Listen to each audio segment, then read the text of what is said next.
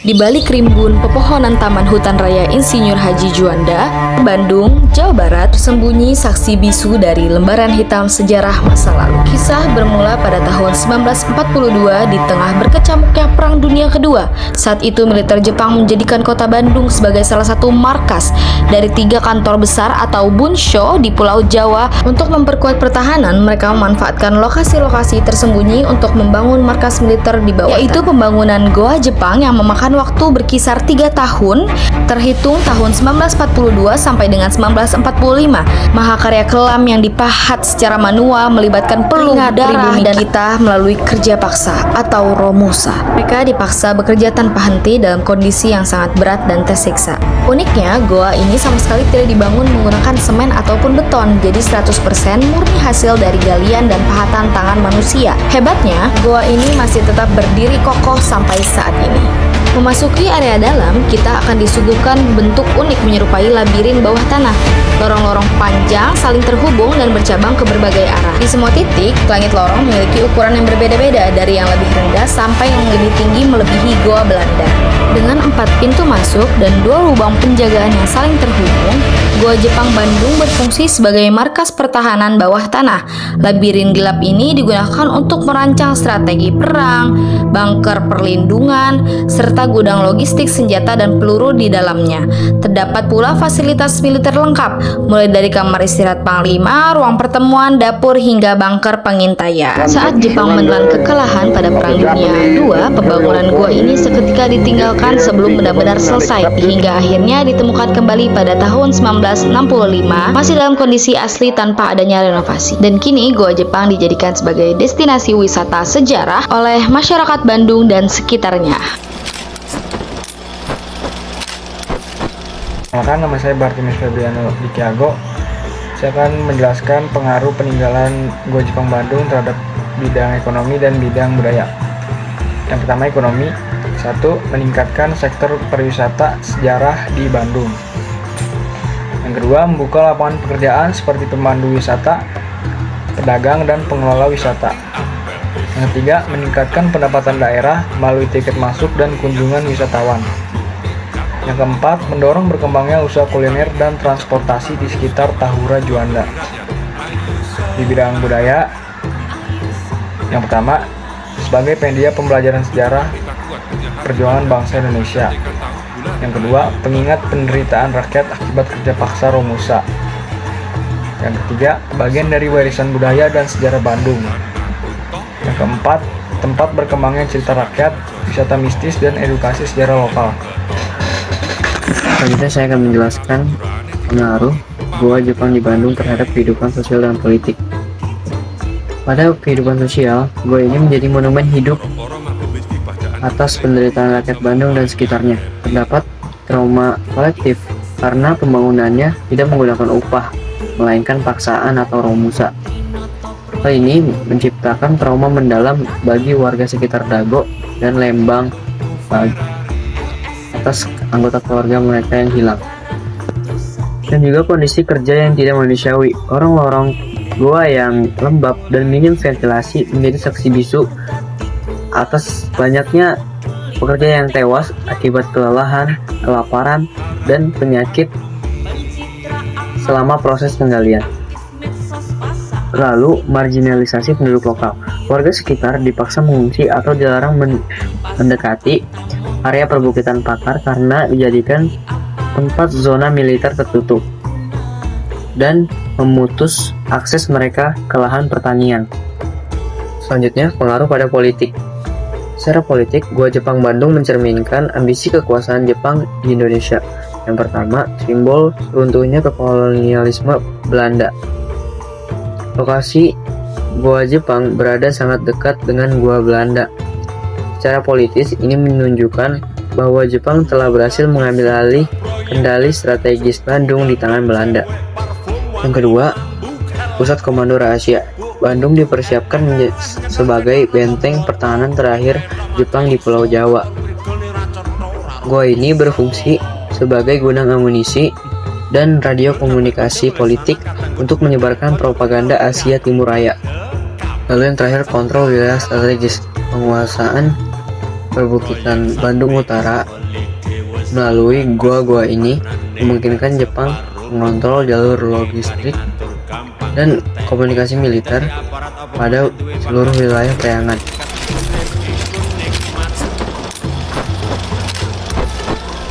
Assalamualaikum warahmatullahi wabarakatuh. Perkenalkan, nama saya Madinah Hairani. Di sini saya akan menjelaskan mengenai fakta dan beberapa fun fact mengenai Gua Jepang. Nah, faktanya gua ini dibangun kurun waktu selama 3 tahun, tapi sayangnya pembangunan ini tidak benar-benar selesai karena banyaknya pekerja yang tewas akibat kelaparan dan juga penyiksaan. Nah, mitosnya jika kita berada di dalam gua ini, kita dilarang untuk menyebutkan kata lada. Lada sendiri di dalam bahasa Sunda itu diartikan sebagai kata pedas. Kenapa ya kita dilarang menyebutkan kata lada di dalam gua? Nah, ternyata konon katanya dahulu ada leluhur yang bernama Lada. Jadi para jin penunggunya itu gak senang kalau semisal ada yang menyebutkan kata lada di dalam gua, yang ngebuat banyak penduduk lokal sekitar ataupun pengunjung yang gak berani untuk menyebutkan kata lada di dalam gua. Oke, sekarang saya akan menyebutkan beberapa fun fact mengenai gua ini. Nah, fun fact pertama, ternyata di dalam gua Jepang ini terdapat 3 lorong. Lorong kedua dan ketiga terdapat beberapa perangkap sebagai bentuk pertahanan tentara Jepang. Selain itu, tempat ini juga sering digunakan sebagai kontak senjata antara tentara Belanda dan juga tentara Jepang. Fun fact yang kedua, karena sering beredarnya cerita-cerita mistis ataupun mitos-mitos tentang gua ini jadi sering digunakan sebagai tempat pembuatan film horor ataupun konten-konten horor seperti judul film Mata Batin 1, film horor hantu gua Jepang, ataupun channel YouTube Jurnal Risa, Kisah Tanah Jawa, dan juga Diari Sarah. Terakhir atau yang ketiga, ternyata tidak jauh dari lokasi gua Jepang terdapat gua lain yang dibangun pada masa penjajahan Belanda. Teman-teman bisa lihat dari kedua bentuk gua ini. Nah, setiap gua pasti memiliki fungsi ataupun arsitektur yang berbeda-beda. Gua Jepang sendiri memiliki arsitektur yang terkesan masih tradisional karena lantai dari gua ini masih menggunakan bebatuan. Selain itu, ukuran dari gua ini juga lebih pendek, bisa dilihat dari mulut guanya. Nah, fungsi dari gua ini yaitu sebagai tempat penyimpanan amunisi, tempat militer Jepang berjaga, dan juga bisa sebagai tempat para tahanan pemberontakan pribumi. Berbeda dengan gua Jepang, gua Belanda memiliki arsitektur yang terkesan modern. Kenapa? Karena lantai dari gua ini sudah menggunakan keramik dan dia juga memiliki barak-barak tempat peristirahatan.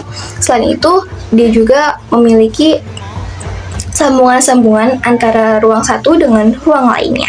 Nah, fungsi dari gua Belanda ini yaitu sebagai tempat penyimpanan mesiu, tempat pertahanan militer, tempat tahanan, dan juga sebagai pusat telekomunikasi Hindia Belanda. Mungkin cukup sekian yang bisa saya jelaskan mengenai fakta dan beberapa fun fact mengenai gua ini. Selanjutnya akan dijelaskan oleh Zahran dan juga Brian. Terima kasih. Oke, di sini saya akan menjelaskan tentang Gua Jepang sebagai salah satu peninggalan sejarah penjajahan Jepang di Indonesia. Gua Jepang yang berada di kawasan Rawajonda, Bandung, itu satu kawasan nama salah satu objek wisata terkenal lainnya, salah satu peninggalan penjajahan lainnya yaitu Gua Belanda.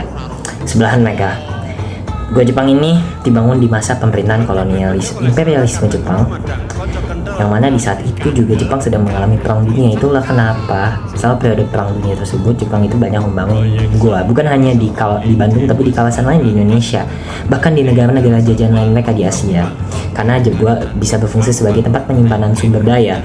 Dalam berkonsep bentuknya sendiri, gua Jepang ini merupakan gua buatan yang bukan gua alami, karena dalam speleologi atau ilmu mempelajari gua alami itu biasanya terbentuk atas batuan karbonat dari quartz. Nah, gua buatan Jepang ini memiliki ciri khas, misalnya mereka memiliki banyak cabang, lalu mereka juga menjorong ke dalam, dan juga banyak jalan buntunya. Berbeda sama gua Belanda yang di sampingnya, gua Jepang ini juga terkenal mereka itu lebih pengap, lebih mencekam juga suasananya, karena katanya gua Jepang ini memang ya tadi banyak jalan buntunya dan lebih sedikit biasanya dibandingin gua Belanda, karena emang secara kapasitas dan kesempitan ruang memang lebih kapabel yang gua Belanda. Nah, kita akan ke dampak positif dan negatif ya, karena ini sebenarnya adalah secara garis besar aja sebenarnya. Dampak positifnya pastinya adalah dengan adanya gua Jepang ini menjadi bukti, selalu menjadi pengingat buat kita, bisa menjadi pengingat buat kita bahwasannya imperialisme dan kolonialisme dahulu pernah eksis di bumi Nusantara. Dan gua Jepang ini punya dampak negatifnya, karena di masa itu, di masa pembangunan tersebut, nenek moyang kita, pendahulu kita dipaksa untuk bekerja untuk membangun situs-situs ini. Bukan hanya gua sebenarnya, tapi dengan pembangunan yang dilakukan Jepang, bukan hanya Jepang, tapi Belanda juga, menggunakan tenaga orang Indonesia, menggunakan jerih payah, menggunakan darah dan keringat dari orang Indonesia di saat itu, nenek moyang kita. Nah, dampaknya kita dapat selalu mengingat dengan adanya gua Jepang ini, kita dapat selalu mengingat bahwa dulu bangsa Indonesia itu pernah dijadikan jajahan, dieksploitasi oleh para bangsa-bangsa kolonial, penjajah kolonial. Itulah kenapa dalam Undang-Undang Dasar kita disebutkan bahwasannya penjajahan di atas dunia harus dihapuskan. Jadi kita sangat tidak setuju dengan kolonialisme dan imperialisme. Sebagai kesimpulannya adalah kita harus selalu memupuk rasa nasionalisme kita. Dengan adanya situs-situs peninggalan Jepang ini, kita harus menjadikan itu sebagai dahulu kala kita pernah diperlakukan seperti ini oleh bangsa lain. Karena itu, setelah mencapai kemerdekaan, kita harus mengisinya dengan sesuatu yang bermakna. Kita harus membuktikan kepada para pendahulu kita bahwasannya perjuangan mereka selama berabad-abad melawan penindasan akan terbayarkan, akan sesuai.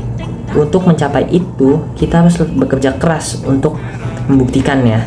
Nah, dengan ada situs-situs ini, kalau kita misalnya sedang dalam bertanya sebenarnya bagaimana cara mengisi kemerdekaan yang benar, kita misalnya tidak mau melanjutkan perjuangan, dengan adanya situs-situs ini yang tersebar di seluruh Nusantara, kita akan menyadari lagi bahwa kita tidak bisa membiarkan perjuangan para pendahulu kita sia-sia begitu saja.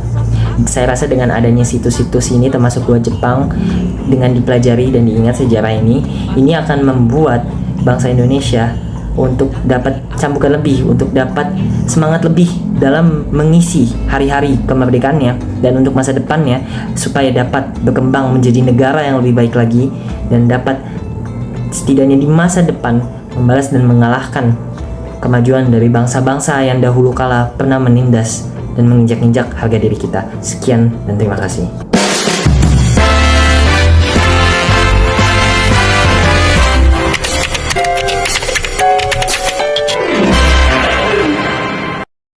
Halo semua, saya Naila dan di sini saya akan menjawab pertanyaan yang pertama, yaitu terkait apa saja sih peninggalan-peninggalan Jepang yang masih ada dan masih berlaku di Indonesia.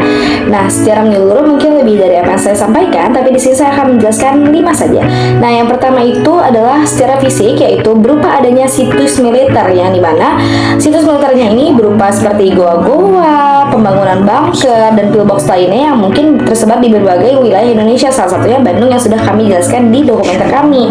Nah, yang mana ini tuh dibangun untuk benteng pertahanan menghadapi sekutu. Jadi memang dimanfaatkan Jepang untuk berlindung dari sekutu. Yang kedua yaitu sistem kebijakan RT dan RW yang merupakan sistem dari tunarigumi yang diciptakan Jepang untuk mempermudah pengawasan warga, yang sampai saat ini masih menjadi struktur lingkungan terkecil di Indonesia. Lalu yang ketiga yaitu dari militer berupa cikal bakal TNI, yaitu dengan adanya pembentukan organisasi seperti PETA dan HEIHO, yang dimana memberikan pelatihan militer disiplin tinggi kepada pemuda-pemudi Indonesia. Lalu yang keempat dalam bidang sosial atau sosial budaya, yaitu berupa adanya pelarangan keras untuk mengucapkan bahasa Belanda. Jadi membuat bahasa Indonesia secara resmi diberlakukan dalam pendidikan dan pemerintahan sehingga berkembang pesat bahasa kita. Dan yang terakhir yaitu adalah dari sisi pertanian, yaitu dengan adanya sistem line system yang dimana diajarkan oleh Jepang kepada pribumi, yaitu berupa teknik menanam padi secara larik atau garis lurus, yang dimana agar pengaturan jarak tanam padi dan penyerapan pupuk lebih efisien, dan sampai saat ini masih sangat berguna dan masih diterapkan oleh para petani di Indonesia. Saya akan menjawab mengenai pertanyaan dampak positif dan juga negatif dari peninggalan Jepang. Dampak positif yang pertama yaitu pengizinan penggunaan bahasa Indonesia. Jepang mulai mengizinkan masyarakat Indonesia untuk menggunakan bahasa Indonesia kembali, baik itu di pemerintahan, pendidikan, dan juga media massa. Lalu yang kedua, penetapan pendidikan. Jepang mulai memperkenalkan sistem pendidikan dengan jenjang yang lebih jelas dan berorientasi dengan kepentingan militer.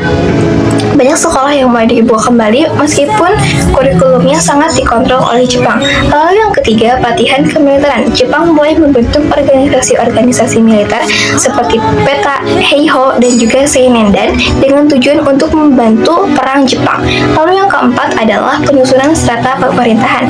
Jepang mengizinkan masyarakat Indonesia untuk mengisi jabatan-jabatan administrasi yang sebelumnya diisi oleh para Belanda. Dampak positif yang terakhir adalah pembentukan BPUPKI dan juga PPKI. Jepang membentuk dua organisasi penting yaitu BPUPKI dan juga PPKI untuk memulai merumuskan dasar negara seperti Pancasila dan juga Undang-Undang Dasar 1945. Dampak negatif dari peninggalan Jepang yang pertama yaitu kelaparan dan juga kemiskinan. Hampir seluruh rakyat Indonesia mengalami kelaparan terutama di daerah Jawa. Banyak hasil pertanian dan sumber daya dialihfungsikan untuk mendukung mesin militer Jepang. Lalu yang kedua adalah eksploitasi sumber daya manusia. Akibat rumusan ini, banyak rakyat Indonesia yang bekerja tanpa dibayar. Banyak juga yang diperlakukan secara tidak manusiawi, mengakibatkan banyak pekerja yang tewas akibat kelaparan, kelelahan, ataupun terkena penyakit. Lalu yang ketiga adalah pelecehan dan kekerasan terhadap perempuan. Salah satu sisi tergelap dari pendudukan Jepang adalah praktik perbudakan seksual yang dikenal sebagai Jugun Hanfu. Ribuan perempuan Indonesia dipaksa sebagai budak seks untuk tentara militer Jepang. Mereka ditahan, mereka diancam, dan juga diculik di dalam barak militer Jepang. Lalu yang terakhir adalah pemerintahan yang otoriter. Sistem pemerintahan Jepang sangatlah militeristik. Segala bentuk kritik ataupun perlawanan dianggap sebagai tindakan subversif yang nantinya akan diberantas dengan kekerasan. Rakyat Indonesia hidup dengan rasa ketakutan karena pengawasan dilakukan hingga ke tingkat desa. Saya Muhammad Zahran, saya akan menjawab pertanyaan nomor 4.